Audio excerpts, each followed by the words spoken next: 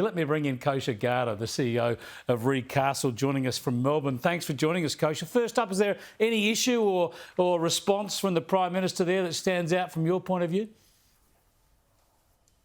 Great to be with you, Chris, and congratulations on the new show and that interview. Good stuff. It was a fantastic interview. Look, I think he was very measured and on point, the Prime Minister, with what his positions have been and the script of the party. So I wouldn't say any surprises there per se. My only issue, I think, which you touched on, is this whole push for renewables against the backdrop of everything that's happening, and people sort of know where they stand on that. And the other quick thing is that blaming the Russia-Ukraine war, I think, is a little bit overdone. If you look at what the price of energy has done over the past long period of time, this is a long brewing issue. It's responsible for maybe 20% of that price increase, but it's a useful foil for both sides of the political aisle all around the world to point to. So not surprising that the Prime Minister did that. Yeah, I think this energy debate is the big issue of the year. I think it's what's going to cause a lot of trouble for the country and for the government. And as someone in business, I'm interested in your thoughts. He talks about the electricity market as being, a market economy.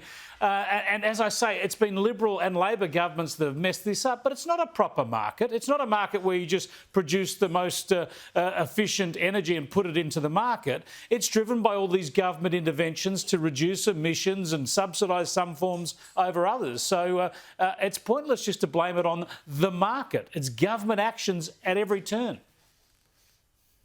Absolutely. And I think fewer and fewer sectors in the world are purely free markets right now. Energy is a prime example, but the same can be said about all sorts of things, from healthcare to everything else.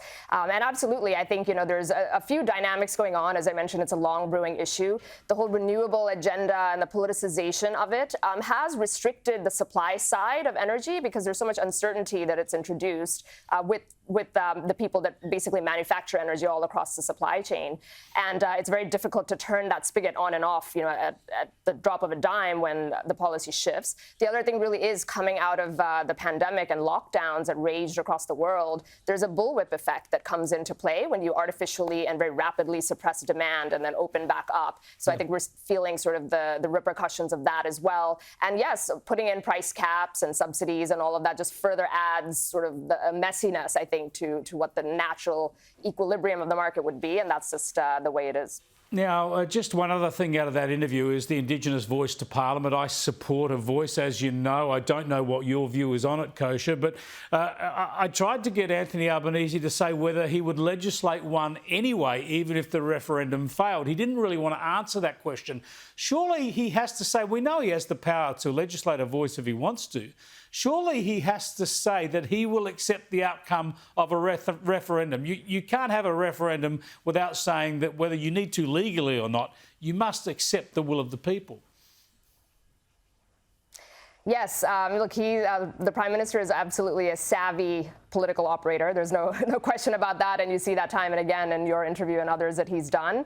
I think that's true, but it is quite curious that since he didn't commit to that, maybe there is a little bit of wiggle room for whether it's a subsequent referendum or some other thing that he might be doing that he's leaving open, but that's just speculation on my part. Well, the problem is he doesn't want to say that he would legislate one anyway, because people then say, well, why would you bother having a referendum? So it's a bit of a dicey issue, but I think he's got to say he accepts the will of the people. Just very quickly, because we're nearly out of time, the fracas in Melbourne today, and now the banning of the Russian and Belarusian flags from the tennis in Melbourne. Do you think that's the right outcome, just to try and get rid of that nationalism, given that invasion?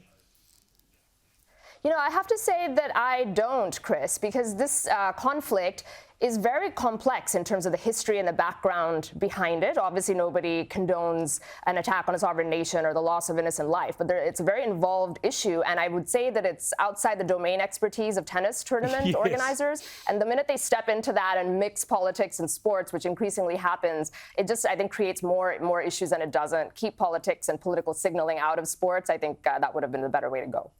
Yeah, thanks for joining us, Kosha. Really appreciate your insights.